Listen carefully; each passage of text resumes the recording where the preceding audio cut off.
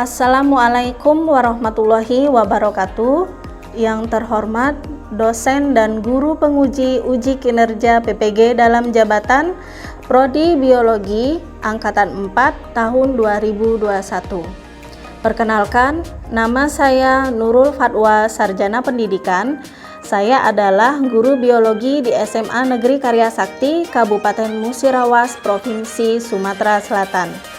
Pada hari ini, hari Senin, tanggal 6 Desember 2021, saya melaksanakan pengambilan video pembelajaran untuk keperluan uji kinerja PPG dalam jabatan dengan materi bab sistem peredaran darah pada pertemuan 1 yang membahas tentang komponen-komponen darah, proses pembekuan darah, dan golongan darah untuk kompetensi dasar 3.6 di kelas 11. Berikut adalah video uji kinerja saya. Mohon saran dan masukannya. Terima kasih.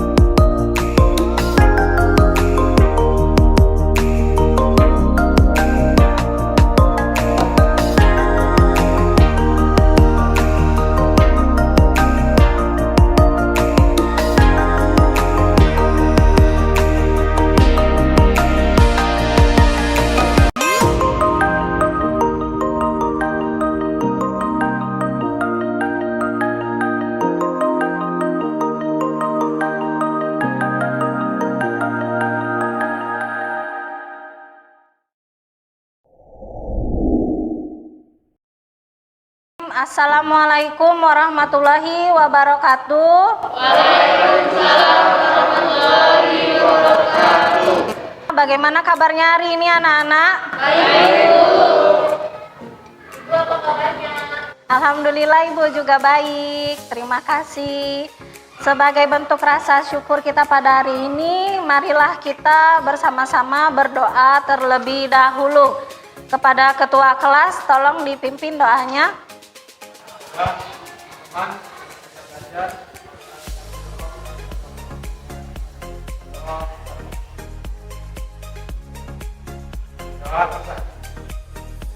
Ibu absen dulu ya.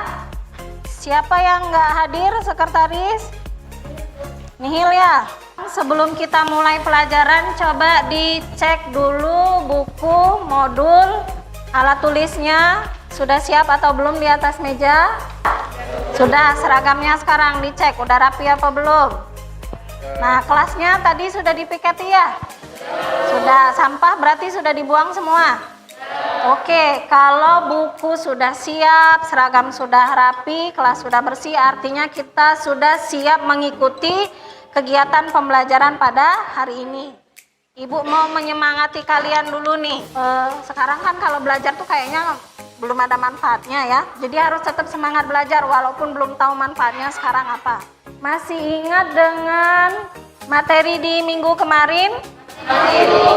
Materinya tentang apa? Sistem gerak pada manusia. Di sistem gerak pada manusia, kalau kita mau bergerak, itu kan melibatkan otot dan rangka. Otot dan rangka kalau mau bergerak membutuhkan apa? Energi, Bu. Terus energi kita peroleh dari mana ya? Ya apa? Makanan, Bu. Dari makanan, benar juga. Terus makanan kan diolah di dalam tubuh kita di sistem pencernaan. Kemudian setelah diolah diedarkan ke seluruh tubuh. Siapa yang punya tugas mengedarkan sari-sari makanan ke seluruh tubuh? Darah. Kira-kira ada yang tahu nggak di dalam satu tetes darah itu terkandung apa saja? Sudah dibaca ya modulnya di rumah. Kalau Ibu sudah nanya masalah darah tadi, kita hari ini mau belajar tentang apa? Ya, Pak Nova. Sistem peredaran darah. Ya, betul. Sistem peredaran darah. Sebelum masuk ke materi, kalian harus tahu kompetensi dasar yang harus kalian capai. Kompetensi dasarnya yaitu menganalisis hubungan antara struktur jaringan penyusun organ pada sistem peredaran darah dalam kaitannya dengan bioproses dan gangguan fungsi yang dapat terjadi pada sistem peredaran darah. Terus manfaatnya apa? Kok harus tahu kompetensi dasar? Nah, manfaatnya kalau dari segi keilmuan minimal kalian menjadi lebih paham tentang konsep yang benar tentang sistem peredaran darah itu seperti apa.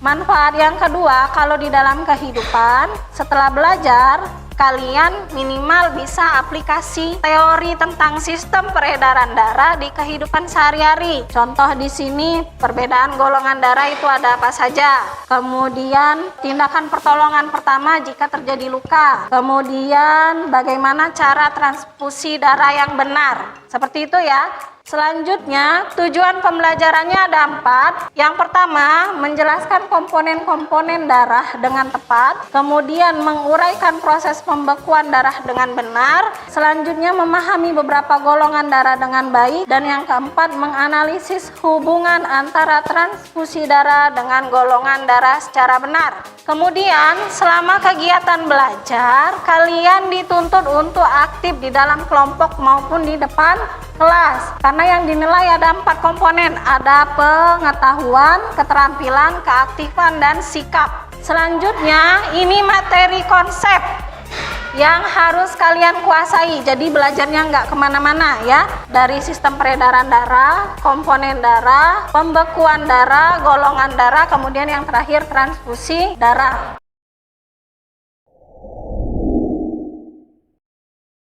Untuk mengorientasi kalian pada permasalahan, maka silakan disaksikan video berikut ini bersama-sama.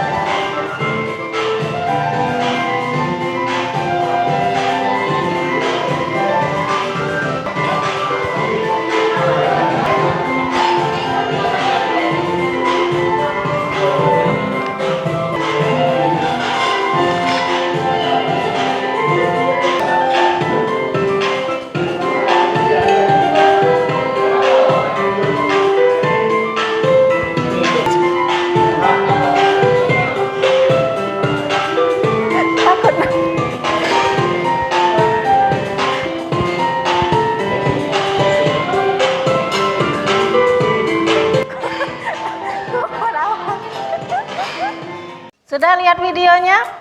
Sudah. Gimana tuh ekspresinya setelah nonton video? Ngeri ya.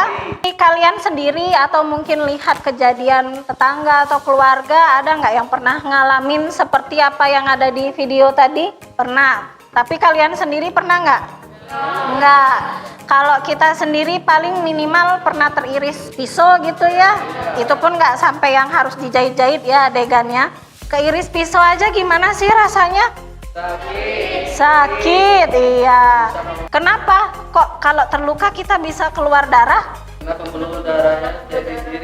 Karena pembuluh darahnya teriris-iris. Oke, tujuannya biar apa kalau ditutup-tutup lukanya itu? Biar Iya, biar pendarahannya berhenti. Nah, selain pertanyaan yang sudah saya ajukan ke kalian, masalah apa saja yang bisa kita bahas pada hari ini? Ya, coba satu orang apa? Terus permasalahan yang kedua? Terus apa lagi? Ya, tentang golongan darah. Seperti biasa, Untuk menjawab permasalahan yang sudah kita jabarkan bersama-sama pada hari ini, kegiatan apa yang akan kita lakukan? Diskusi, betul. Ini sudah masuk ke kelompoknya masing-masing? Sudah. Kalau sudah ya seperti biasa, agak dilebarin dikit duduknya biar nggak terlalu rapat. LKPD sudah dapat ya? Berarti tinggal Ibu bagi kartonnya saja.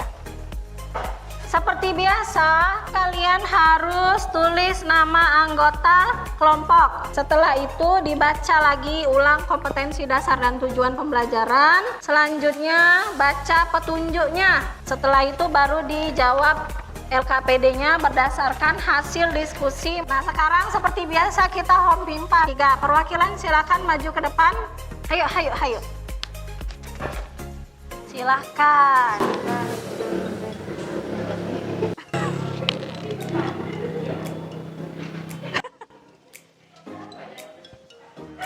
Saya kasih waktu 10 sampai 15 menit untuk berdiskusi ya dan membuat poster. Silahkan dimanfaatkan. Sekali lagi saya ingetin, aktif di dalam kelompok, sikapnya dijaga, kemudian manfaatkan buku, HP dan modulnya. Silahkan dimulai.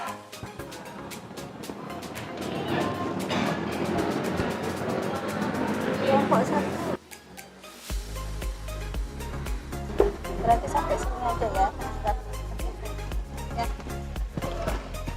Yang kecil.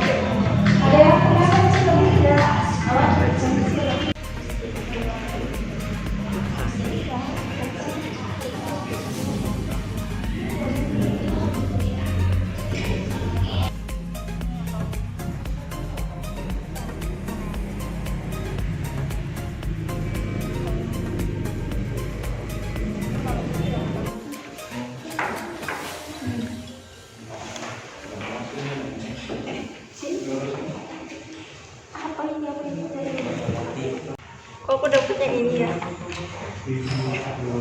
Beda ya? Iya, aku dapetnya kayak gitu. Kok lebih banyak sih? Iya. Soalnya penjelasannya dari ini dijelasin tuh. Yang ini kan ada tambahannya apa tadi terus dijelasin juga. Coba nyari lagi yang ini. Coba tes.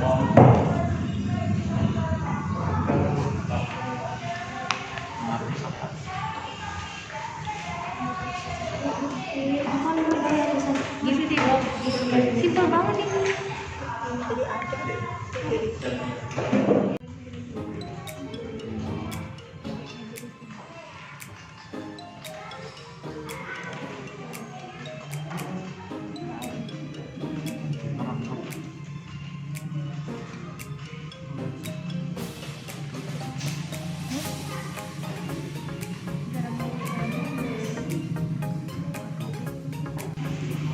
Komponen penyusunan darah. Penjelasan kenapa darah berwarna merah itu kayak apa aja dapatannya. Ini buku ada.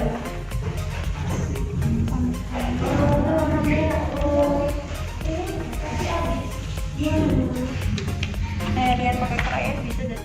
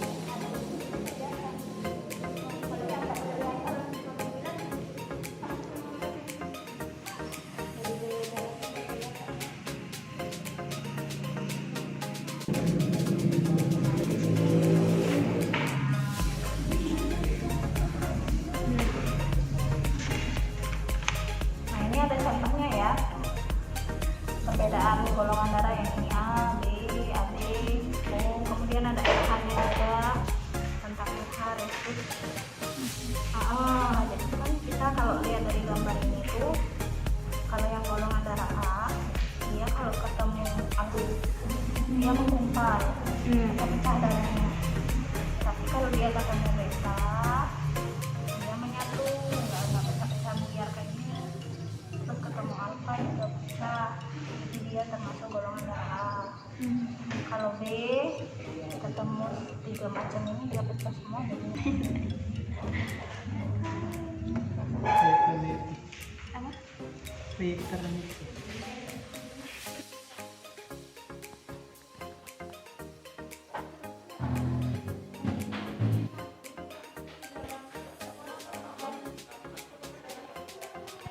Trombosit ikut keluar juga.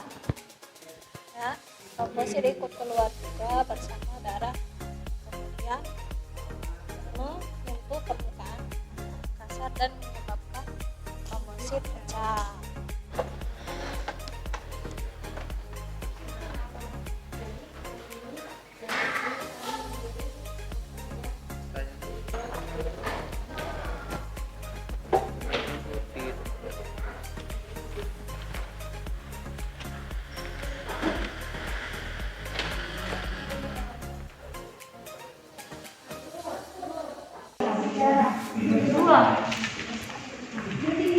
ada label ya.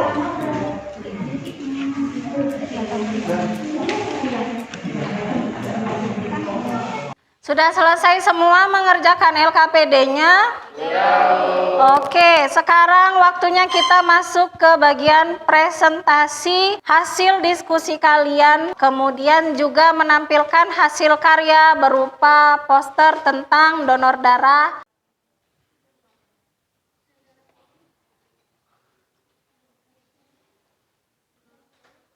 Bahwa darah tidak seutuhnya berisi darah yang berwarna merah saja, tapi ada banyak komponen lain yang terkandung dalam satu tetes darah.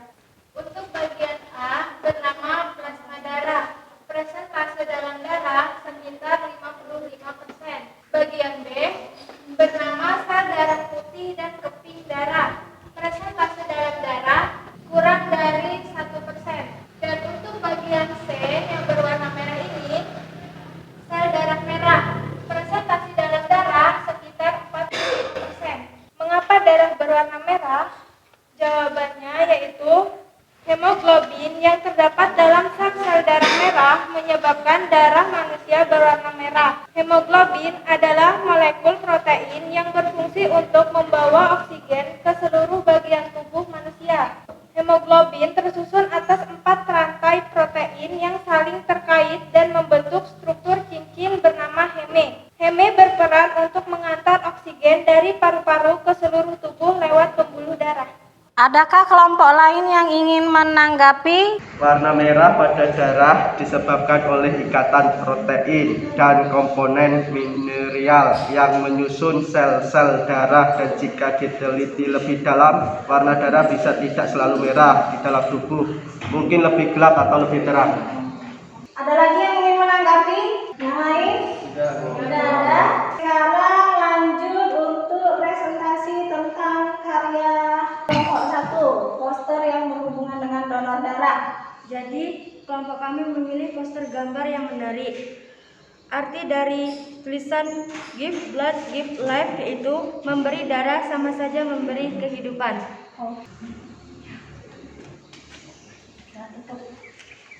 Sekian dari kami. Wassalamualaikum warahmatullahi wabarakatuh. Waalaikumsalam warahmatullahi wabarakatuh.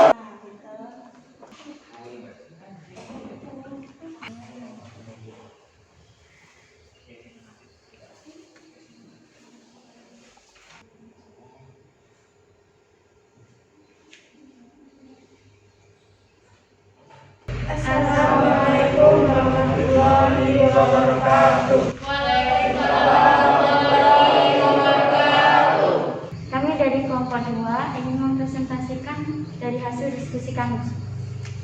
Pada kegiatan sebelumnya sudah ditemukan bahwa komponen darah terdiri atas plasma darah, keping darah, dan sel-sel darah.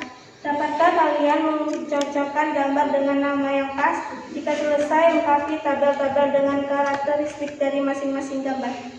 Untuk gambar yang pertama, sel darah merah atau eritrosit yang memiliki ciri-ciri: 1. Tidak memiliki inti. 2. Tersusun dari protein hemoglobin berbentuk cakram biograf. bikonkaf dan memiliki fungsi membawa oksigen ke seluruh tubuh dan membawa sari-sari makanan ke seluruh tubuh. Dan untuk gambar yang kedua, sel darah putih atau leukosit yang memiliki ciri-ciri: 1. Sel darah putih tidak berwarna. 2. Memiliki inti sel. 3. Dapat bergerak secara amoeboid. Dan untuk gambar yang ketiga, keping darah atau trombosit yang memiliki ciri-ciri: 1. Berbentuk tidak teratur. 2. Ukuran lebih kecil dari eritrosit dan leukosit. Sampai sini adakah yang ingin menanggapi kelompok 2 penjelasannya? Sudah sama? Oke, kalau sudah sama silakan lanjut untuk presentasi hasil karya tentang poster donor darah. Ini poster hasil karya kami yang bertulisan setetes darah Anda menyelamatkan jiwa orang lain. Oke, itu berikut.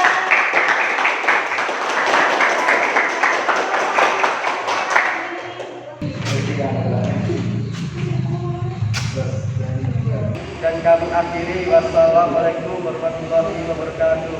Waalaikumsalam warahmatullahi wabarakatuh. Assalamualaikum warahmatullahi wabarakatuh. Waalaikumsalam warahmatullahi wabarakatuh.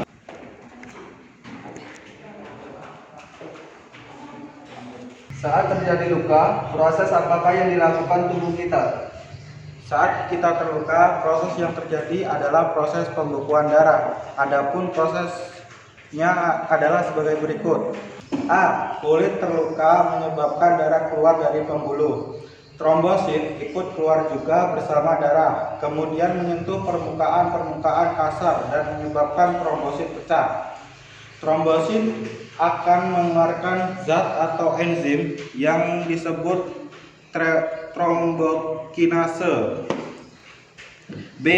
Trombokinase akan masuk ke dalam plasma darah dan akan mengubah protombin menjadi enzim aktif yang disebut trombin. Perubahan tersebut dipengaruhi ion kalsium Ca2+ di dalam plasma darah.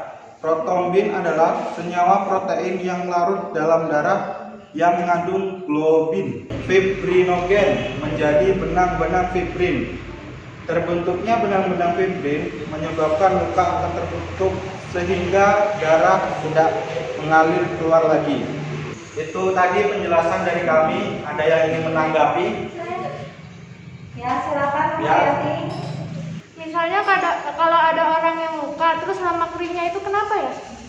Nah, misal ada orang yang lukanya bisa lama keringnya, itu penyebabnya apa ya? Coba silakan dijawab. Bisa jadi karena orang tersebut mengalami kelainan seperti hemofilia, yaitu kelainan di mana darahnya sukar membeku, di mana komponen protein untuk membekukan darah sangat sedikit, dan hemofilia ini tergolong penyakit keturunan, atau juga karena terkena diabetes, jadi protein darah untuk menutup luka terhalang oleh gula. Oke, itu tadi jawabannya. Bisa diterima? Bisa ya? Ada lagi yang ingin menanggapi? Enggak, cukup ya? Ya, selanjutnya presentasi hasil karya poster dari kelompok 3. Silakan ditampilkan posternya. Ini hasil karya dari kelompok kami, poster tentang donor darah. Ya, ini posternya ya. Oke, beri tepuk tangan untuk hasil. Silakan ditempel.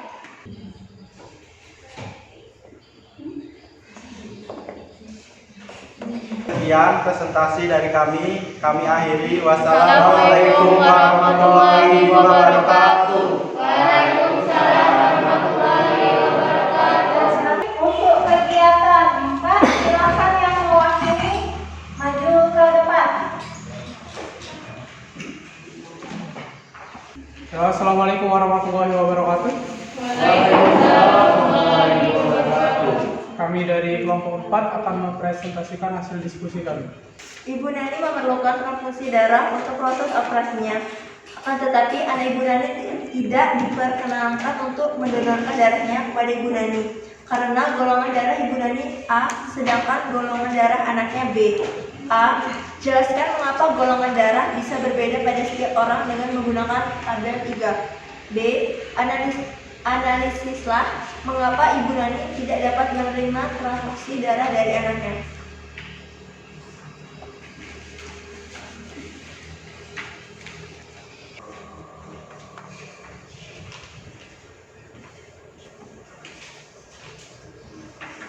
Golongan darah AB memiliki aglutinogen A dan B. Golongan darah O memiliki aglutinin alfa dan beta. Penjelasan berikutnya. 1. Apabila sel darah merah seseorang mengandung aglutinogen A dan serum darahnya membuat aglutinin, maka orang tersebut mempunyai golongan darah A. 2. Sebaliknya, apabila sel darah merah seseorang mengandung aglutinogen B dan serum darahnya membuat aglutinin, maka orang tersebut dikategorikan golongan darah B. Pada kasus Ibu Nani dan anaknya tidak dapat melakukan transfusi karena golongan darah mereka berbeda. Ibu Nani bergolongan darah A, maka seharusnya diberikan darah donor yang bergolongan darah A. Golongan darah A memiliki aglutinogen A. Andaikan tidak dilakukan, dikhawatirkan akan terjadi pengumpalan pada darah sehingga menimbulkan kematian bagi Ibu Nani. Adakah yang ingin menanggapi? Penjelasan tambahan dari kelompok kami. Sebaliknya, orang yang bergolongan darah O atau 0 dapat mendonorkan darahnya kepada semua golongan darah. Kondisi yang seperti ini bagi orang bergolongan darah AB dinamakan resipien universal. Untuk poster kami itu kami beri tema blood donation atau donor darah. Memiliki poster yang sangat simpel namun berarti bagi kita. Oke, silakan.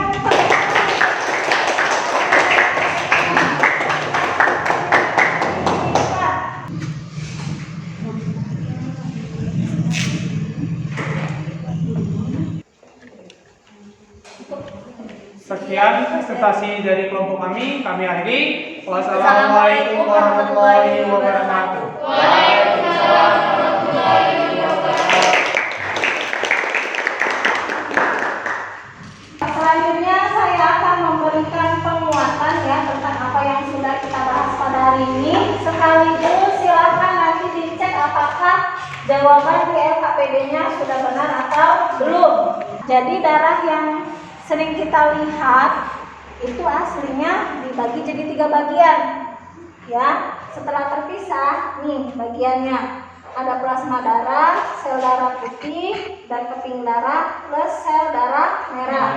Untuk jumlah persentasenya dalam darah, jawaban dari kelompok 1 itu sudah benar ya, sudah mengikuti apa yang ada di modul dan di internet. Yang lain sudah sama semua jawabannya? Sama. Bentuknya seperti apa? Nah, ini dijawab di kegiatan yang kedua. Bentuk sel darah merah seperti ini, mirip kayak donat nggak jadi. Sel darah putih atau leukosit bentuknya mirip spons mandi ya, ukurannya juga lebih besar dan biasanya punya inti sel. Fungsinya tukang makan zat asing. Jadi kalau ada debu yang masuk, ada virus atau bakteri yang masuk, itu yang bertugas memakan benda-benda asing yang masuk ke tubuh kita adalah sel darah. Tadi kan keping darah fungsinya menutup luka, ya kan? Nah, di bagian sini ketika luka, trombosit kita pecah atau keping darah kita pecah. Tapi kalau sebelum mau kering itu ada warna kuning-kuning, lengket gitu ya. Nah, itu sebetulnya fibrinogen sedang membentuk benang penutup luka. Sampai sini paham ya? Paham. Nah, dicek jawabannya tuh. Yang kegiatan 3 sudah benar ya? Ya. Oke, yang terakhir, pilihan AB itu bisa menerima semua data karena dia bisa cocok dengan siapapun. Kalau dia ketemu darah A, yang A ini ketemu beta ini, jadi yang B ini tidak bakalan ketemu karena sudah dihalangi sama A, sehingga darahnya tak bakal menggumpal. Paham? Secara umum, golongan darah kita bisa berbeda karena sel darah kita memiliki sesuatu yang disebut sebagai antigen. Orang yang memiliki antigen A akan memiliki golongan darah A. Orang yang memiliki antigen B akan memiliki golongan darah B. Orang yang memiliki antigen A dan B akan memiliki golongan darah AB. Dan orang yang tidak memiliki antigen A dan B akan memiliki golongan darah O. Jika antibodi kita menemukan sel darah yang sifatnya berbeda dengan sel darah asli kita, maka antibodi kita akan menganggap darah tersebut sebagai objek yang membahayakan tubuh dan akan melawannya. Reaksi perlawanan ini akan menimbulkan penggumpalan darah dan dapat mengakibatkan kematian.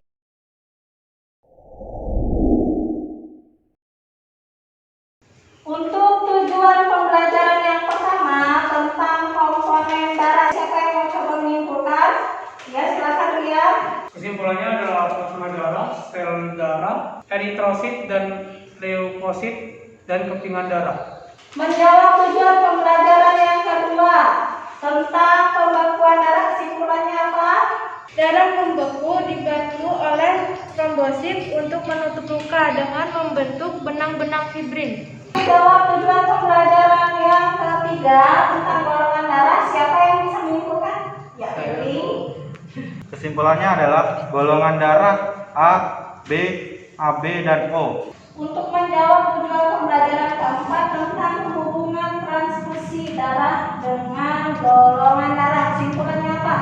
Transfusi darah tidak boleh sembarangan dan harus sesuai dengan golongan darahnya. Nah, sekarang untuk kegiatan refleksi, ya, coba tuliskan kesan kalian dalam proses pembelajaran pada hari ini.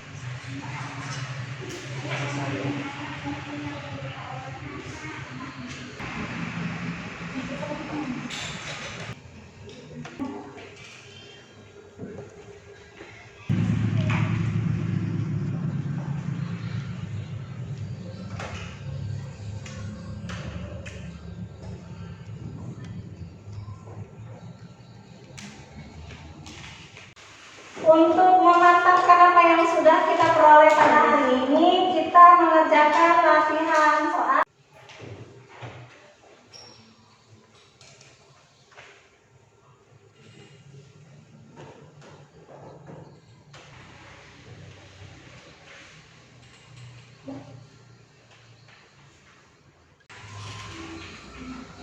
Sudah selesai?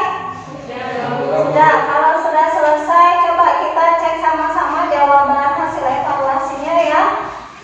Nomor 3B, nomor 4, jumlah jawaban benar dikali 10. Itulah hasil evaluasinya. Silakan di situ.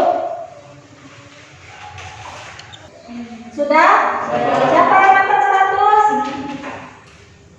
Angkat tangan, dapat 100? Oke, dapat 90, 80, 70, 60, nggak ada, 50. Makasih ya. Sebelum menutup kegiatan akhir kita ya, saya ingatkan kalian mengerjakan soal formatif yang ada di modul yang sudah saya bagikan tadi. Minggu depan kita masuk materi, tetap materi sistem peredaran darah, tapi tentang organ-organ pada peredaran darah. Organ-organnya ini bisa jantung, pembuluh darah, ya, ada pembuluh darah besar, pembuluh darah kecil. Nah, sebelum menutup kegiatan kita pada hari ini, silakan kita bersama-sama membaca doa terlebih dahulu. Silakan ketua kelas pimpin doa. Ya teman-teman, mengakhiri kegiatan pembelajaran hari ini, doa mulai. Doa selesai. Saya mohon maaf apabila banyak kesalahan pada penyampaian pembelajaran pada hari ini. Dan saya akhiri, wassalamualaikum warahmatullahi wabarakatuh. Waalaikumsalam warahmatullahi wabarakatuh.